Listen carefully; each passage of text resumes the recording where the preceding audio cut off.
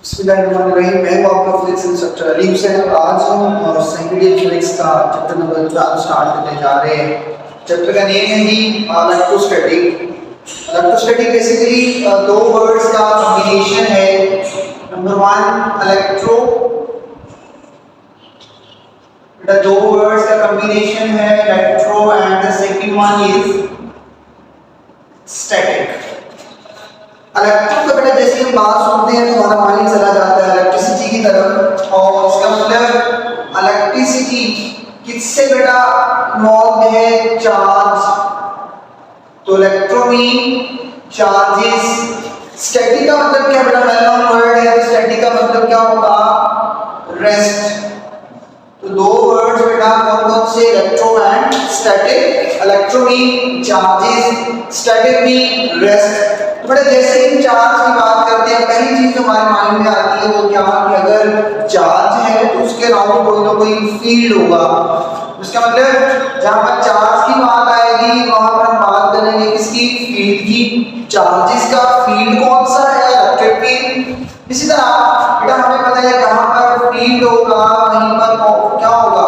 Force. और charges के लिए बेटा फोर्स कौन सी है? Electric force. इसका मतलब जहां पर चार्जेस है वहां पर फील्ड होगा। तो फील्ड का होना इसका मतलब वहां पर क्या होगी? फोर्स भी होगी। फोर्स कौन सी? Electro force, electric force. तो इसका मतलब इलेक्ट्रोस्टैटिक को बेटा हम कैसे डिफाइन कर सकते हैं? Study of charges at rest, कि चार्जेस को रेस्ट की हालत में स्टडी करना अंडर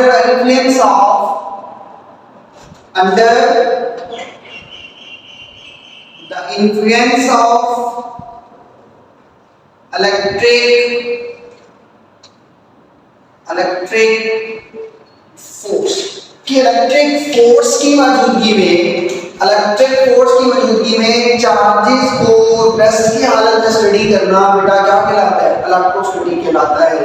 अब देखते हैं डेफिनेशन के अंदर जो सबसे इंपॉर्टेंट वर्ड है बेटा वो कौन सा है? चार्ज। तो बेटा बेसिक हम चार्ज की डिफरेंट डिटेल्स में देख लेते हैं कि सबसे पहले कि चार्ज क्या होता है। What is charge? बेटा चार्ज बेसिकली हम कहते हैं कि किसी भी बॉडी की इंट्रिंसिक प्रॉपर्टी है। कौन सी प्रॉपर्टी है? Intrinsic property.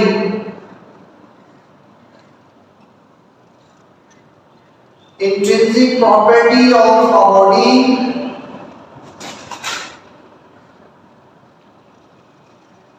Intrinsic property of a body. बेटा इंट्रिंसिक का मतलब क्या है? कि किसी भी बॉडी की अपनी प्रॉपर्टी है। फॉर एग्जांपल जिस तरह मास है बेटा, मास भी अपनी इंट्रिंसिक प्रॉपर्टी है। इसी तरह चार्ज भी किसी बॉडी की एक इंट्रिंसिक प्रॉपर्टी होगा, due to which it attract or repel other bodies। बेटा बात करते हैं इंट्रिंसिक की, तो हमने कहा कि मास भी किसी बॉडी की एक इंट्रिंसिक प्रॉपर्टी है। ये दो बातें बेटा आपने हमेशा याद रखनी है कि मास भी एक इंट्रिंसिक प्रॉपर्टी है और मास कैन एग्जिस्ट विदाउट चार्ज। कि मास जो है वो चार्ज के बगैर एग्जिस्ट कर सकता है। मींस फॉर एग्जांपल बेटा हम बात करते हैं न्यूट्रॉन की, तो हमें पता है बेटा न्यूट्रॉन न्यूट्रल है। मींस किसके ऊपर नेट चार्ज 0 है, लेकिन बेटा न्यूट्रॉन का मास तो है कितना है? 1.60 10⁻⁻27 किलोग्राम इसका मास है। लेकिन दूसरा और सबसे इंपॉर्टेंट पॉइंट बेटा क्या है? Charge can never exist without mass. कि जहां पर चार्ज होगा वहां पर मास का होना जरूरी है। हमने कहा कि अगर बेटा आपके पास मास है तो जरूरी नहीं है कि वहां अगर चार्ज हो, मास अगर आपके पास है अवेलेबल, ये एग्जिस्ट कर सकता है विदाउट चार्ज। लेकिन चार्ज अगर मौजूद है, फॉर एग्जाम्पल बेटा हम बात कर लेते हैं इलेक्ट्रॉन की।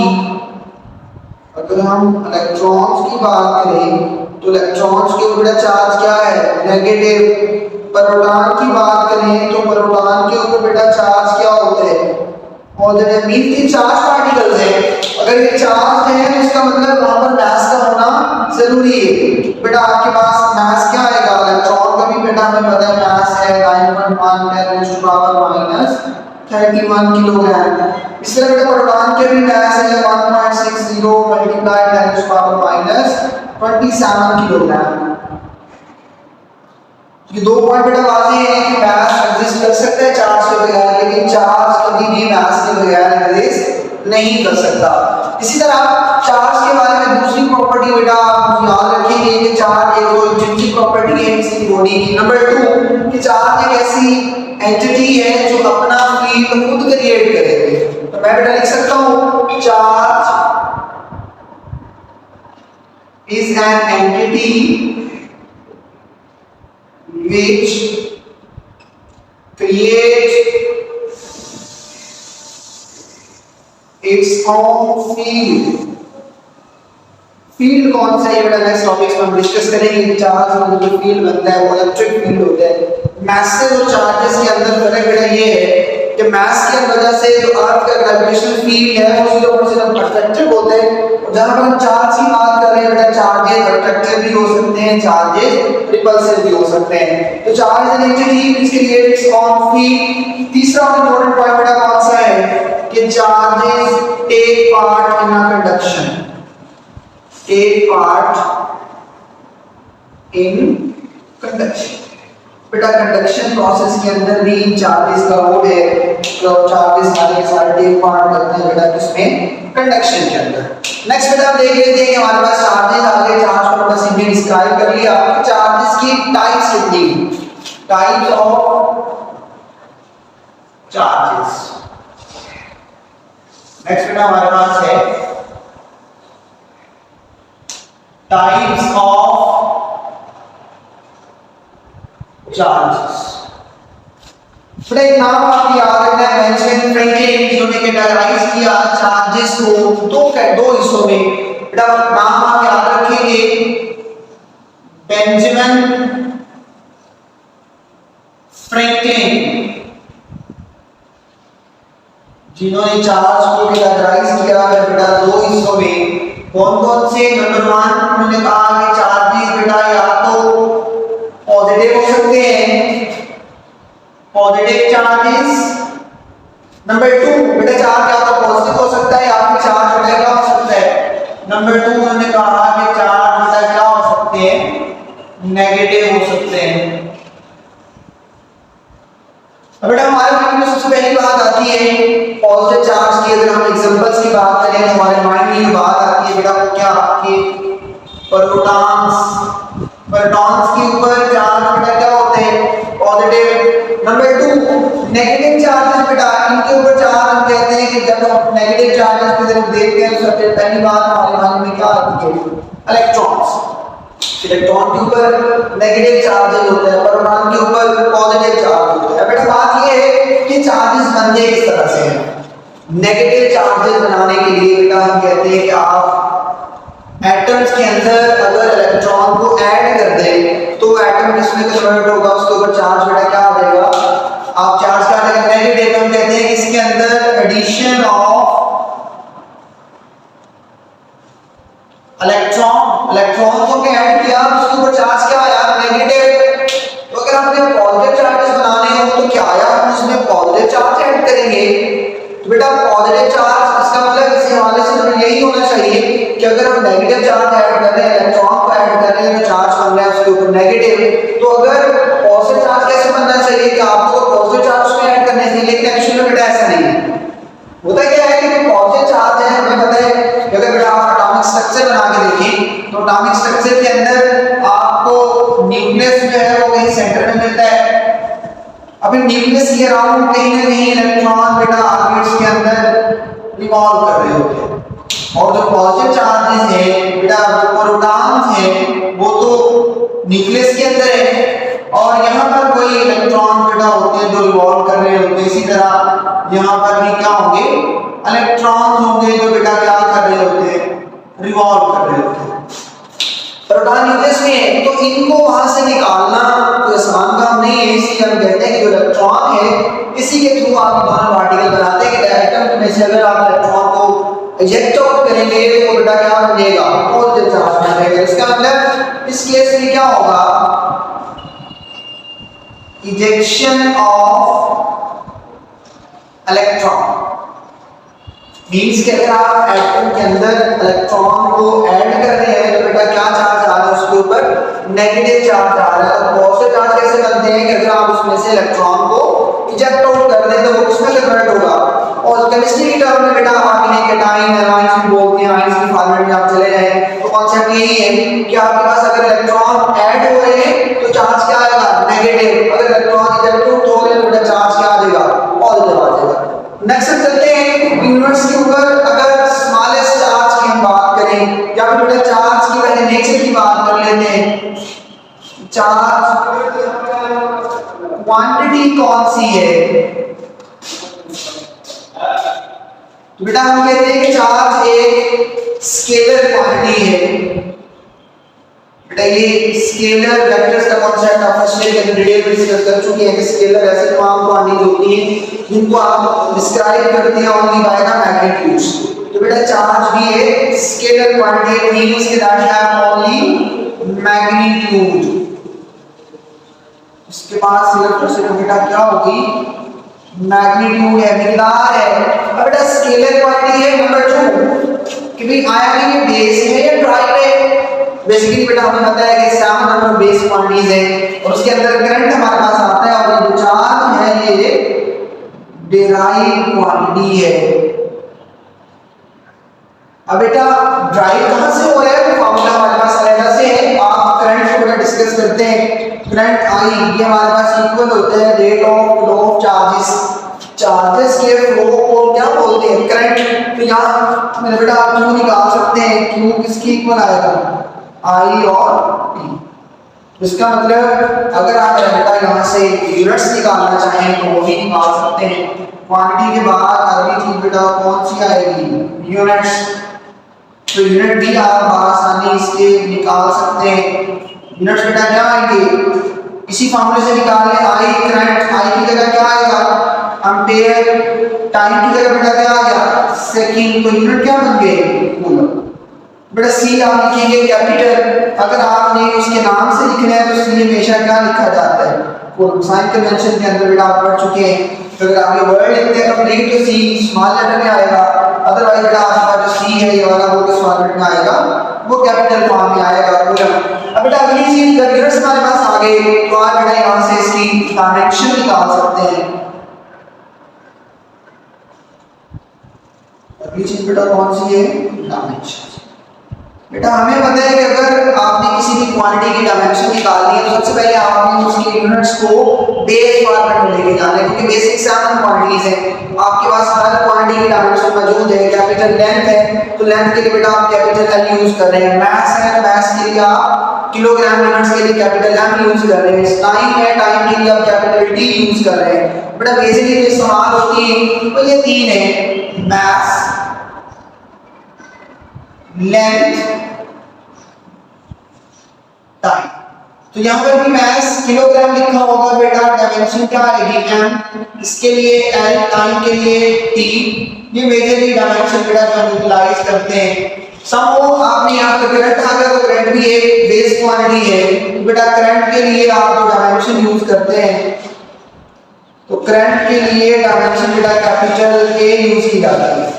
तो इसका मतलब बेस यूनिट्स कौन से आ गए, एम्पियर और सेकंड। तो फिर आप डायमेंशन निकाल सकते हैं इसकी, तो डायमेंशन बेटा आप आसानी निकाल सकते हैं। ए की जगह क्या आएगा, एम्पियर। सेकंड की डायमेंशन कौन सी है, टाइम है, तो टाइम की डायमेंशन क्या है, कैपिटल टी।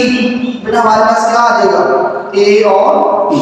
बेटा बाद में आपसे कहा जाता है कि आप एमएलटी की फॉर्म में डायमेंशन लिखें, तो बेटा एमएलटी की फॉर्म में यही डायमेंशन कुछ यूं भी लिखी जा सकती है, m0 l0 t1 ए बेटा क्या आएगा, तो ये आपके पास डायमेंशन आ जाएंगे चार्ज के लिए। यूनिट्स, क्वांटिटी, नेचर बेटा इसमें आ गई, ये एक स्केलर है। नेक्स्ट हम देखते हैं कि स्मॉलेस्ट चार्ज कितना है, इस यूनिवर्स के ऊपर स्मॉलेस्ट चार्ज की वैल्यू कितनी है। चलिए नेक्स्ट बेटा इसको देख लेते हैं।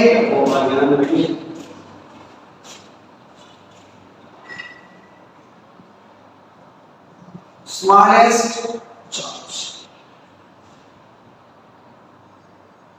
बड़ा स्मॉलेस्ट चार्ज हमारे पास अवेलेबल है, वो किसी भी चार्ज पार्टिकल के ऊपर है। चार्ज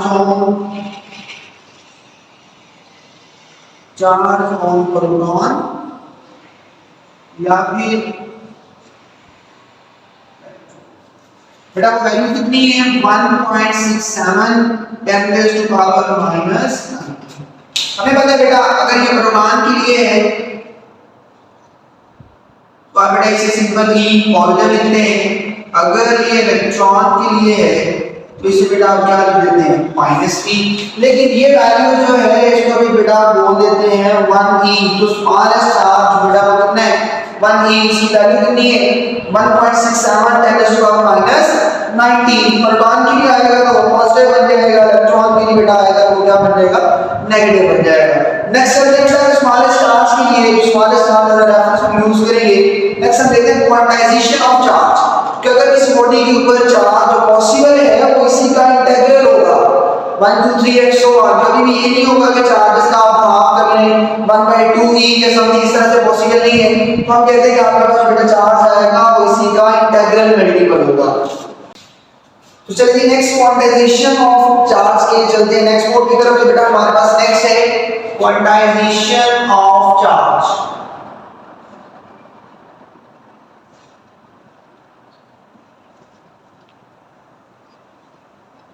क्वांटाइजेशन ऑफ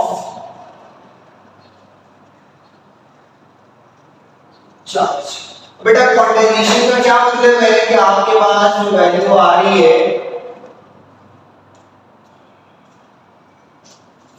जो भी वैल्यू आपके पास है वो इंटीग्रल मल्टीपल होगा इसी स्मॉलेस्ट चार्ज का। चार्ज ऑफ बॉडी, इसको बेटा लिखते हैं charge on body is an integral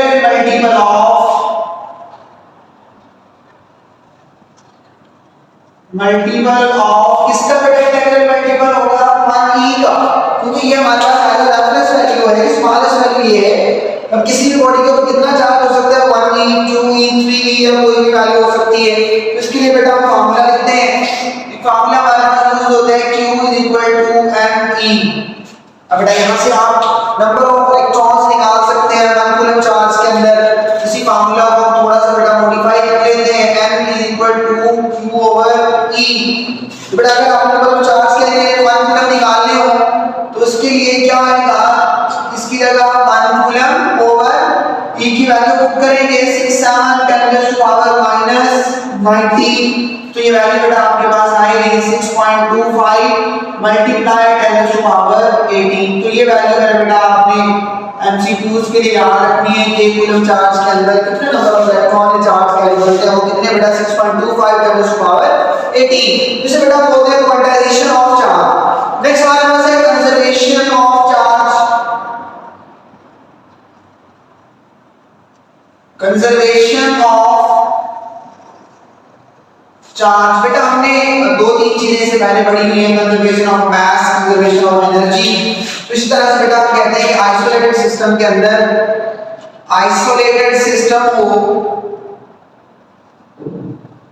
isolated system के अंदर जो बेटा टोटल चार्ज है, टोटल चार्ज रिमेन कांस्टेंट। बिल्कुल बेटा वही स्टेटमेंट है कि charge can nether be created nor be destroyed. लेकिन आप क्या कर सकते हैं कि टोटल चार्ज जो नेट चार्ज है बेटा वो हमेशा क्या रहेगा कांस्टेंट रहेगा। एक एग्जांपल बेटा मैं बता देता हूं कि अगर आप एक न्यूट्रॉन को ब्रेकअप करते हैं तो उसमें से 2 पार्टिकल बनते हैं, एक बेटा प्रोटॉन है और दूसरा इलेक्ट्रॉन है। अब प्रोटॉन के ऊपर चार्ज बेटा क्या होगा पॉजिटिव, इलेक्ट्रॉन पे चार्ज नेगेटिव। तो ऐसा ओवरऑल नेट चार्ज देखते हैं तो वो भी बेटा नेट चार्ज कितना है 0। न्यूट्रॉन के ऊपर नेट चार्ज कितना है 0। तो बेटा 2 फिनोमेना से आगे हम पढ़ेंगे। एक बेटा हमारे पास है pair production, pair production, number 2 है pair इनहालेशन।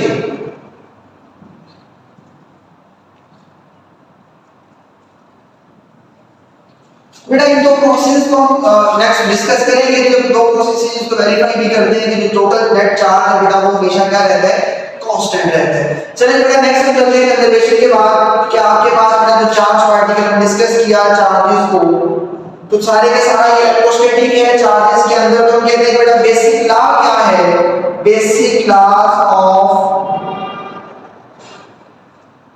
Of electrostatic.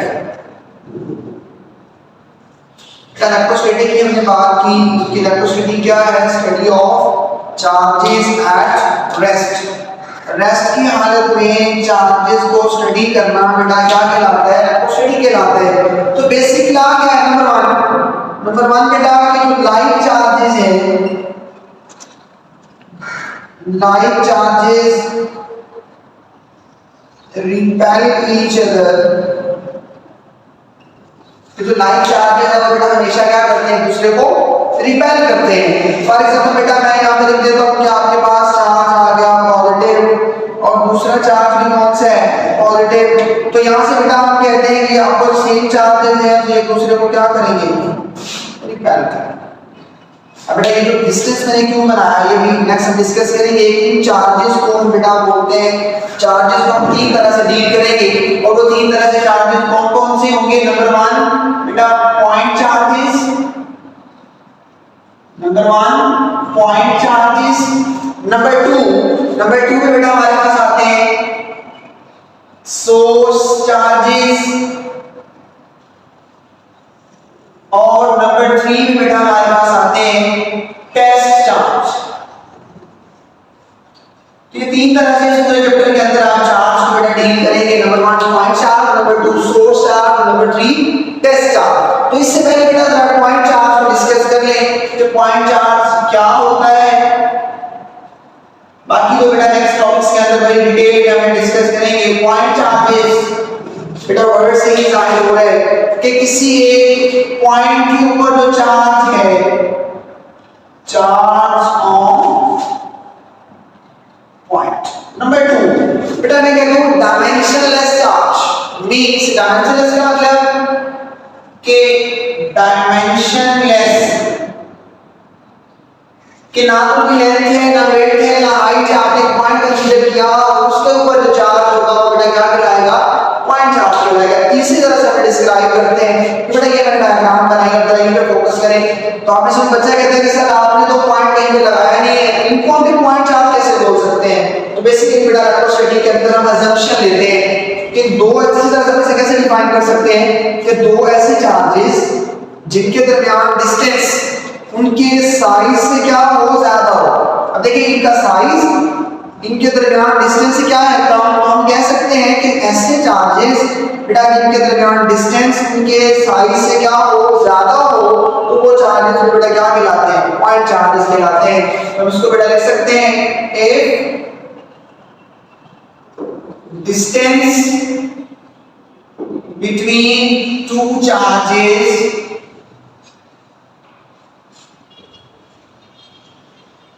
greater than their size, greater than their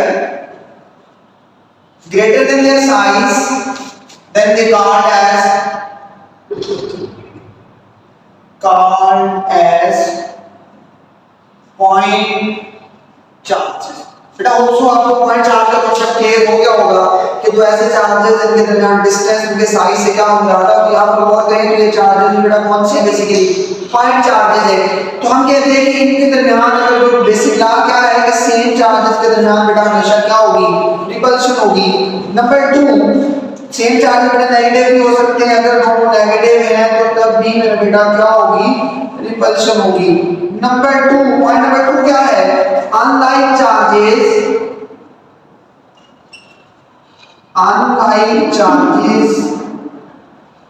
attract each other, ये जो अनलाइक चार्जेस है वो हमेशा एक दूसरे को क्या करते हैं, अट्रैक्ट करते हैं। फॉर एग्जांपल बेटा एक चार्ज पॉजिटिव है और दूसरा चार्ज नेगेटिव है, तो ये दोनों हमेशा एक दूसरे को क्या करेंगे, अट्रैक्ट करेंगे। और यहाँ पर बेटा क्या आ रही थी, रिपल्शन आ रही है, अपोजिट चार्जेस और अट्रैक्ट। बेटा जनरली हम एक दो डिस्कस करते हैं। तीसरा सबसे इंपॉर्टेंट पॉइंट बेटा कौन सा है, charge body always attract a neutral body, a neutral, ये बेटा सबसे इंपॉर्टेंट है कि एक चार्ज बॉडी को अगर आप न्यूट्रल बॉडी के करीब लेके जाते हैं तो वो हमेशा उसे क्या करेगा, अट्रैक्ट करेगा। बेटा कैसे, देखिए चार्ज बॉडी है, फॉर एग्जांपल मेरे पास एक बेटा चार्ज बॉडी है और एक बॉडी जिसके ऊपर चार्ज बेटा कौन सा है, पॉजिटिव, एक बॉडी चार्ज है, मैं कह रहा हूं ये बॉडी पॉजिटिव चार्ज है, और एक आपके पास बॉडी है न्यूट्रल। अब न्यूट्रल का मतलब क्या है कि इसके ऊपर बेटा पॉजिटिव चार्जेस और नेगेटिव चार्जेस की तादाद बेटा क्या होगी, बराबर। अब जैसे ही चार्ज को आप करीब लेके आए तो क्या होगा, पहले दो रूल्स पे गौर करें। पॉजिटिव चार्जेस ने पॉजिटिव को रिपेल किया, नेगेटिव को क्या करेंगे, अट्रैक्ट करेंगे, तो यही बॉडी दोनों किस शेप में आ जाएगी, ये वही पॉजिटिव बॉडी, अगर आप इनको करीब लेके आते हैं तो ये वही बेटा पॉजिटिव बॉडी, और लेकिन होगा क्या कि जो न्यूट्रल बॉडी है ये किस शेप में आ जाएगी, इसके अंदर मेरा बेटा पोल्स बन जाएंगे। पोल्स बनने का मतलब कि आपके पास जितने भी नेगेटिव चार्जेस होंगे वो यहाँ पर आ जाएंगे और पॉजिटिव चार्जेस, और हमें तो पता है कि बेटा पॉजिटिव चार्ज नेगेटिव एक दूसरे को क्या करते हैं, अट्रैक्ट करते हैं। तो हम कह सकते हैं कि जो न्यूट्रल बॉडी है, पॉजिटिव बॉडी है, नेगेटिव कोई भी चार्ज बॉडी हमेशा उसे अपनी तरफ क्या करेगी, अट्रैक्ट करेगी। तो तीन पॉइंट बड़ा वाज़ेह है कि जो सेम चार्जेस है वो हमेशा एक दूसरे को रिपेल करते हैं, अपोजिट चार्जेस दूसरे को अट्रैक्ट करेंगे। और अगर एक न्यूट्रल बॉडी आप चार्ज बॉडी के करीब लेके आते हैं तो वो हमेशा उसे क्या करेगी, अट्रैक्ट करेगी। इसी की बेस पे बेटा कुछ इंपॉर्टेंट पॉइंट्स हैं, एमसीक्यूज पॉइंट के हवाले से आपने ये बात वाज़ेह रखनी है। अगर मैं यहाँ पॉइंट लिखता हूं कि body a body A attract body B, एक बॉडी है, कोई भी A बॉडी है जो B को अट्रैक्ट करती है, और B बॉडी के ऊपर चार्ज क्या है, पॉजिटिव चार्ज है, which is positively charged, the charge on A, तो A बॉडी के ऊपर क्या चार्ज होगा, फॉर एग्जांपल बेटा ये ऐसे है कि आपके पास एक बॉडी मौजूद है और उसके ऊपर चार्ज कौन सा है, पॉजिटिव, बी बॉडी। एक बॉडी ए है तो उसे अट्रैक्ट कर रही है, दूसरी क्या कर रही है, अट्रैक्ट। तो हमने बताना है कि इस ए बॉडी पर कौन सा चार्ज है। तो बेटा ऑप्शन आपके पास नंबर 1 मैं कह देता हूं कि बॉडी नेगेटिव है,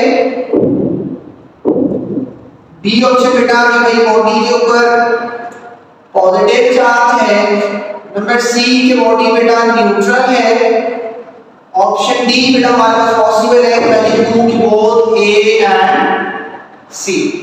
अब बेटा थोड़ा गौर करें, नेगेटिव बॉडी, अगर ये बॉडी नेगेटिव होगी तो इसे डेफिनेटली अट्रैक्ट करेगी, तो इसका मतलब फर्स्ट ऑप्शन हमारा अप्रोप्रिएट लग रहा है। दूसरा पॉजिटिव है तो पॉसिबल नहीं है, यहां से रिपल्शन होगी। तीसरा न्यूट्रल, इस पॉइंट पे वापस आए कि जब न्यूट्रल बॉडी थी तब भी क्या हो रही थी, अट्रैक्शन। तो इसका मतलब ये दो पॉइंट पॉसिबल है, इसका जो बेटा राइट आंसर आएगा वो कौन सा होगा, डी, पहला तीसरा दोनों पॉइंट पॉसिबल है कि वो बॉडी नेगेटिव हो, पॉसिबल है कि वो बॉडी न्यूट्रल हो। इन दोनों ही केसेस में बेटा क्या हो रही है, अट्रैक्शन हो रही है। दूसरा इसी से मिलता जुलता बेटा एमसीक्यूज है, show a test of charge on body.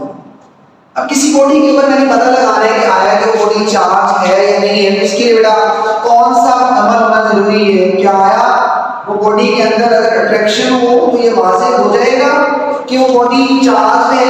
अगर उस बॉडी के अंदर रिपल्शन आए, क्या आया ये वाज़ेह करेगी कि उसके ऊपर चार्ज मौजूद है, आया कि ये बोथ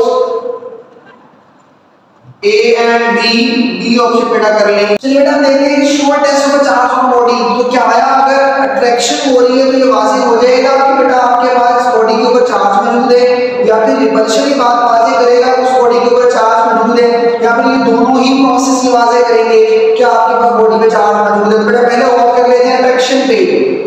तो अट्रैक्शन दो तरह से पॉसिबल है। नंबर 1 कि बेटा आपके पास अपोजिट बॉडीज अट्रैक्शन, मैंने एक बॉडी में पता लगाना है, फॉर एग्जांपल बॉडी मेरे पास नेगेटिवली चार्ज है, अट्रैक्शन के लिए पॉजिटिविटी, पॉजिटिव चार्ज होगा तो तब भी उसे अट्रैक्ट करेगा, तो न्यूट्रल बॉडी भी तो बेटा अट्रैक्ट हो रही है। इसका मतलब अगर अट्रैक्शन आ रही है तो अट्रैक्शन के केस में पॉसिबिलिटी है कि वो बॉडी ऑपोजिट चार्ज हो, पॉसिबल है कि वो बॉडी न्यूट्रल हो, क्योंकि न्यूट्रल भी चार्ज बॉडी को क्या कर रही है, अट्रैक्ट कर रही है। लेकिन रिपल्शन के केस में जरूरी है कि आपके पास बॉडी बेटा दोनों क्या होगी, सेमली चार्ज होगी। तो हम कहते हैं कि जो शॉर्ट टेस्ट है बेटा वो कौन सा है, रिपल्शन।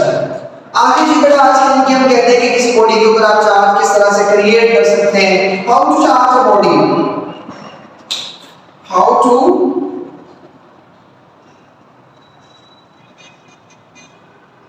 चार्ज अ बॉडी, कि एक बॉडी के ऊपर बेटा किस तरह से आप चार्ज क्रिएट कर सकते हैं।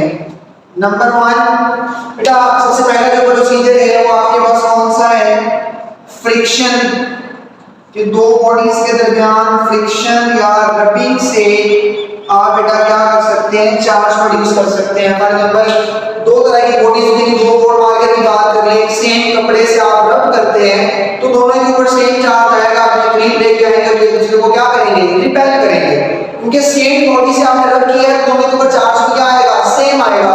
तो सेम चार्ज को जब हम करीब लेके आएंगे तो हमेशा दोनों एक दूसरे को क्या करेंगे, रिपेल करके पढ़ चुके हैं कि जो सेम चार्ज है वो हमेशा एक दूसरे को क्या कर रहे हैं, रिपेल कर रहे हैं। इसका मतलब फ्रिक्शन रबिंग के थ्रू आप बेटा चार्ज प्रोड्यूस कर सकते हैं। नंबर 2 बेटा आपके पास कंडक्शन प्रोसेस है, कंडक्शन प्रोसेस के थ्रू भी आप बेटा क्या कर सकते हैं, चार्ज प्रोड्यूस कर सकते हैं। कंडक्शन मतलब कि आपके पास एक मेटल न्यूट्रल मौजूद है और उस न्यूट्रल मेटल के करीब आप बेटा क्या करते हैं, न्यूट्रल बॉडी एक मौजूद है, आप एक चार्ज बॉडी उसके करीब ले आते हैं। फॉर एग्जांपल बेटा ये एक रॉड है जो कि नेगेटिवली चार्ज है, तो आप इसके करीब लेके आएंगे तो ये चार्ज उस बॉडी में ट्रांसफर होगा, चार्जेस का फ्लो स्टार्ट हो जाएगा। इस प्रोसेस को बेटा क्या बोलते हैं, कंडक्शन बोलते हैं। तीसरा आपके पास बेटा कौन सा है, सबसे इंपॉर्टेंट पॉइंट वो है कि बेटा इंडक्शन। तीसरा प्रोसेस कौन सा है, इंडक्शन। ये बेटा ये हमने यहाँ पर डिस्कस किया है कि चार्ज बॉडी को आप न्यूट्रल बॉडी के करीब लेके आते हैं। बेटा देखिए इसमें जरूरी है कि बॉडीज दोनों कांटेक्ट में हैं, तो इसमें बॉडीज क्या होंगी, कांटेक्ट में होंगी।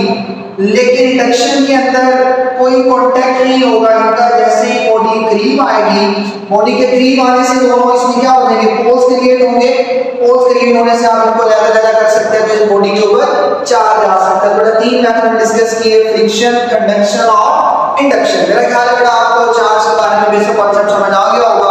चार्ज की डिफरेंट प्रॉपर्टीज हमने डिस्कस की, चार्ज का बेसिक इंट्रोडक्शन हमने डिस्कस किया कि चार्ज क्या होते हैं, चार्ज कायनात के ऊपर जो स्मॉलेस्ट चार्ज की वैल्यू है बेटा वो कितनी है, तो हमने डिस्कस की, तो वैल्यू कितनी है 1.67 × 10⁻19। बाकी भी जो बॉडीज के ऊपर चार्ज मौजूद है वो कहते हैं कि इसी का इंटीग्रल रेडिकल है, 1e 2e 3e या कोई भी वैल्यू हो सकती है। कंजर्वेशन का कांसेप्ट बेटा हमने डिस्कस किया।